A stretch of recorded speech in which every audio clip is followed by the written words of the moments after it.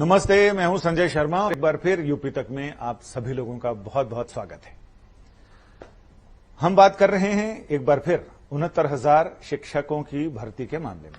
उत्तर प्रदेश में 69,000 प्राथमिक शिक्षकों की भर्ती होनी है और वो लगभग 1.5 साल से ज्यादा हो गया और ये मामला अभी तक यूं ही कोर्ट कचहरियों के चक्कर लगा रहा है।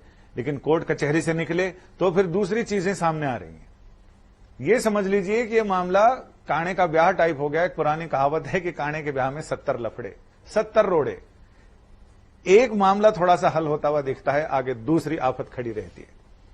अब साहब अदालत में सुप्रीम कोर्ट तक मामला गया।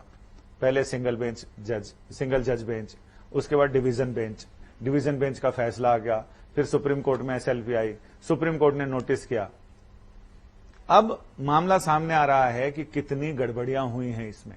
और सिर्फ गड़बड़ियों की बात नहीं है, बहुत सारी गड़बड़ियां हैं, बहुत सारी लापरवाहियां हैं, बहुत सारी चीजें हैं और हर एक आदमी को इसमें इंसाफ चाहिए। सबसे बड़ा मसला तो है कि जो रिजल्ट आया सारे लोग दंग रह गए। कुछ ऐसे कैंडिडेट हैं जो एक ही परिवार के लोग हैं। एक परिवार में अगर एक ही बाप के 4 बेटे बेटियां हैं, चारों 132, 150 में 132, 140, 141, हो सकता है कई के 150 से भी ज्यादा नंबर आ गए हों। ढंग से जांच कीजिएगा मुख्यमंत्री जी, ये पता चले कि शायद लोगों ने जितने पूर्णांक हैं उससे ज्यादा प्राप्तांक हो गए। अब मेरी समझ में नहीं आ रहा कि जिन जिन लोगों की, प्रतिभाशाली लोगों की ये संतानें हैं, उन्होंने कौन सा शिलाजीत खा के पैदा किया है कि ऐसी प्रतिभाशाली संतानें।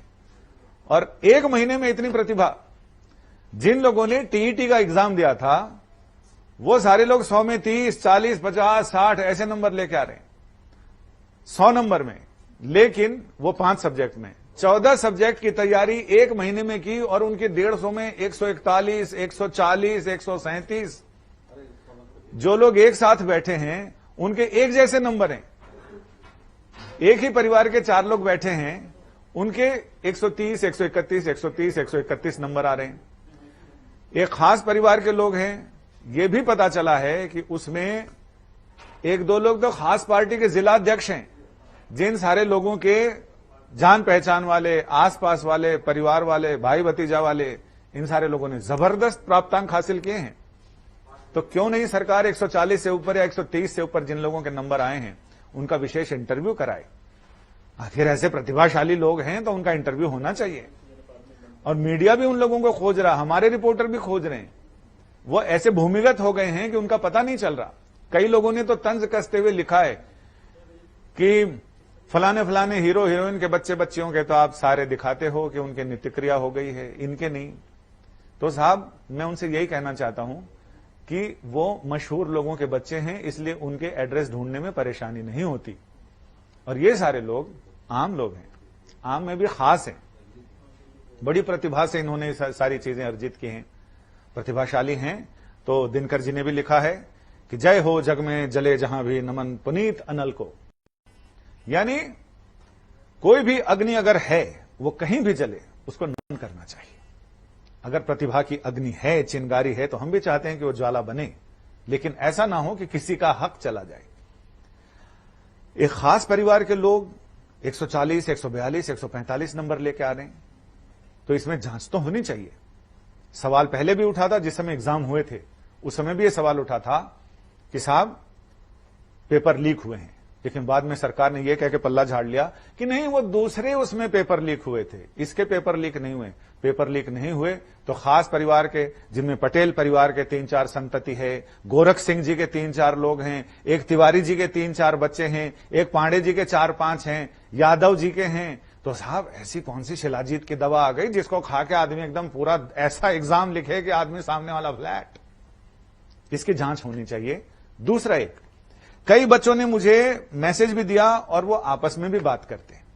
यूपी तक को भी उन्होंने टैग किया और उन्होंने ये बताया कि जो आरक्षित वर्ग है उनको डबल फायदा मिल रहा है, अनारक्षित वर्ग को ज्यादा नुकसान है। तो ये भी देखा जाए कि किसी के साथ अन्याय ना हो।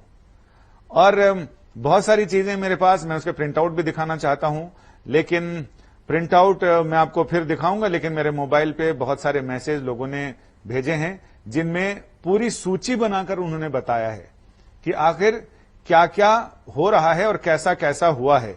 एक सूची तो ये मेरे सामने ही है, इसमें थोड़ा बहुत ज्यादा नजर नहीं आएगा, लेकिन लाल स्याही से इन्होंने लिखा है और मैं आपको 2-4 उदाहरण देके बताता हूं। कुमारी पूनम सिंह पुत्री हैं गोरख सिंह जी की, ओबीसी 127 नंबर।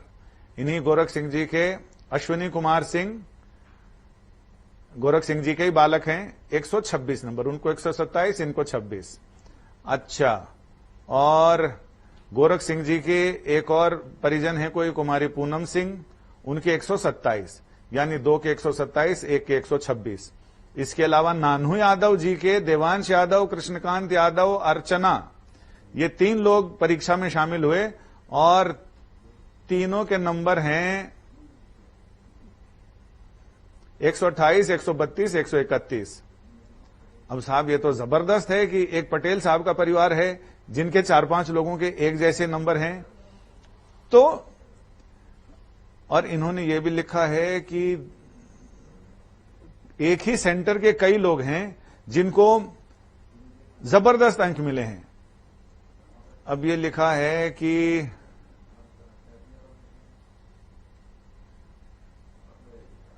एक ही सेंटर से लोग हैं जिनको 129, 125, 126 नंबर मिले हैं। इसमें पिताजी का नाम तो नहीं लिखा है, लेकिन संध्या यादव, राजकुमार मौर्य और महिमा, ये सारे लोगों का जिक्र इसमें है।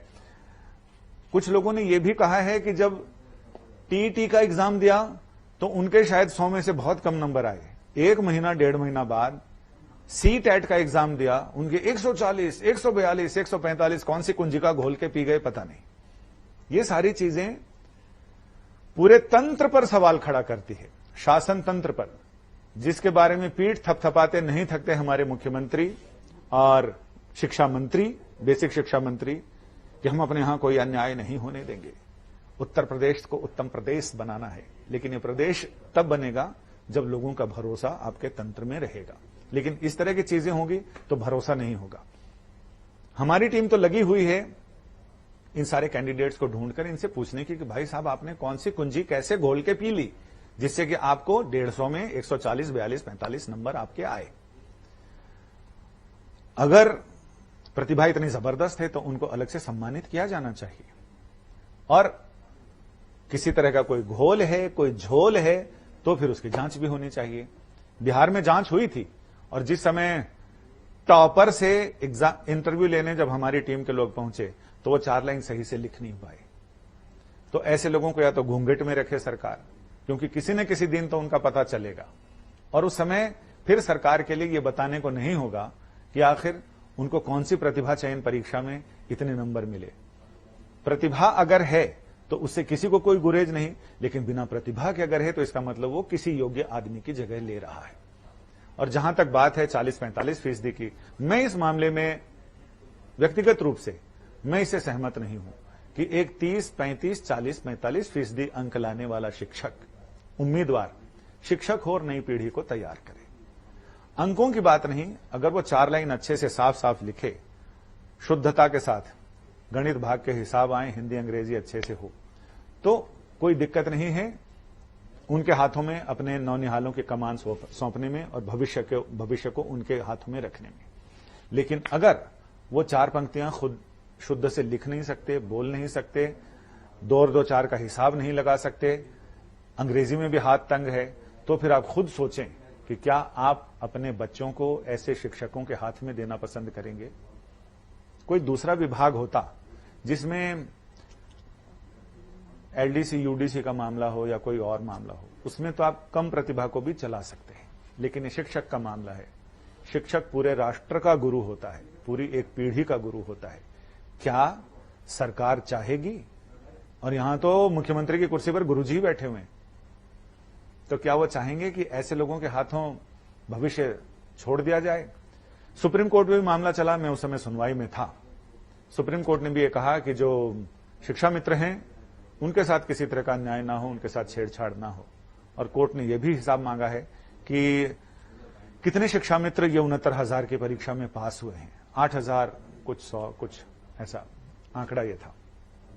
कोर्ट ने 6 जुलाई तक ये सारी चीजें मांगी हैं और 14 जुलाई को सुनवाई की अगली तारीख दी है। लेकिन बहुत सारे अभ्यर्थियों को यह लगता है कि इस बीच में कुछ न कुछ ऐसा घपला होगा, क्योंकि जो सरकारी तंत्र है वहां से भी जो छन छन कर खबरें आ रही हैं, उनका यह कहना है कि जून के पहले हफ्ते में या दूसरे हफ्ते में नियुक्ति पत्र दे दिए जाएंगे, बाकी कोर्ट में जो होगा सरकार निपट लेगी। लेकिन उनको यह डर है कि इस हड़बड़ी में कहीं ऐसा ना हो कि ये 142, 141, 131, 136, 135 ये बाजी मारना ले जाएं, और जो सही में प्रतिभाशाली हैं, जिन्होंने अपनी मेहनत के बल पे नंबर हासिल किए हैं, कहीं वो फिर से ठगे ना रह जाए।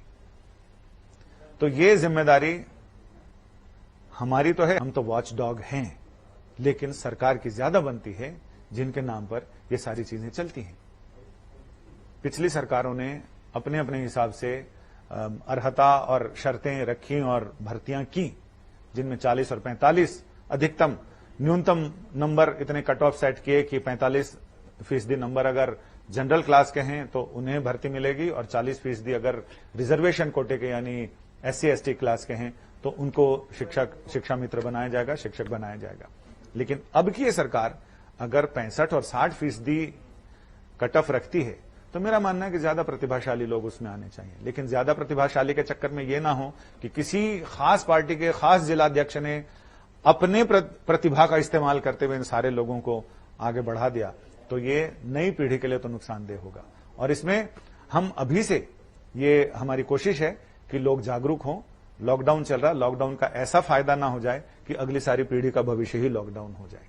इसमें सरकार की भी जिम्मेदारी बनती है, प्रदेश सरकार इस पर जरूर देखे और ये देखे कि सिर्फ प्रतिभाशाली लोगों को टिकट मिलना चाहिए यहां आने का, बाकी ऐसा नहीं कि कोई शॉर्टकट से या फिर क्या कहते हैं वाइल्ड कार्ड से कोई अंदर ना घुस जाए। और ये वाइल्ड कार्ड वाले लोग हैं, इनके ऊपर निगाहदारी रखना जरूरी है।